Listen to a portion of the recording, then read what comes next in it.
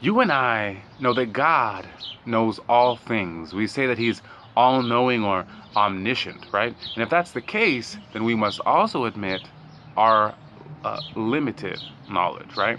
And only in the mind of God could conceive all that exists in the natural world and the created universe. Yet sometimes in our short-sightedness, we forget this and we come to believe that we know better than God. And this is exactly what Job's friend Eliphaz, which we're hearing again now for the second time, this is what he warns him about in today's reading. We're on chapter 15 of the book of Job. He says, "Do you listen in on God's counsel and restrict wisdom to yourself? What do you know that we do not know, or understand that we do not?" So what he's saying is, God's will is perfect, right?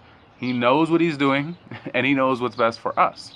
And we would be wise to trust in him and in his ways.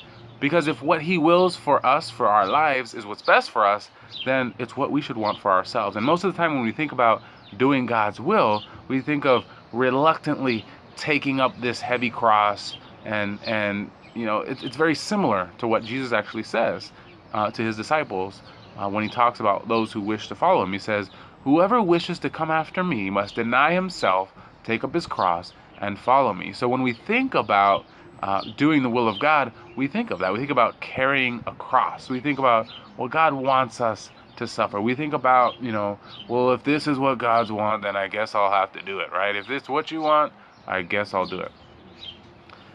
But what I want to, suggest to you is something that I've learned from my own personal experience, and that's that, God has given us the gift of free will.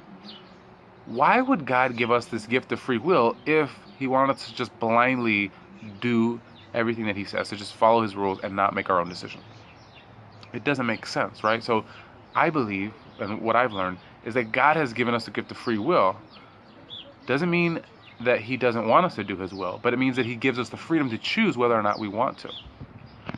So what God does is he gives us that free will, and then our responsibility or our challenge is not to just begrudgingly accept to do it, is to desire for ourselves that which God desires for us. And it's a totally different mindset. It's a totally different way of looking at God's will, but that's what I would submit to you is how we are supposed to walk with God. So I always think of the example of the Blessed Virgin Mary, right? When the angel Gabriel appears to her, he gives her the mission. She has the opportunity to say either, yes, I'll do it, or no, I don't want nothing to do with that. Her response is very telling. She says, "Behold, I am the handmaid of the Lord. May it be done unto me according to your word."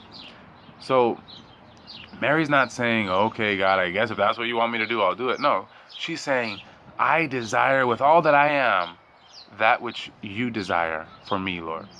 And this is the approach I think that we got to take, instead of thinking that we know better than God, but it's to trust in him and in his perfect will for our lives. I'm Ricky Jones, and this is Leaders That Follow. Have a blessed day.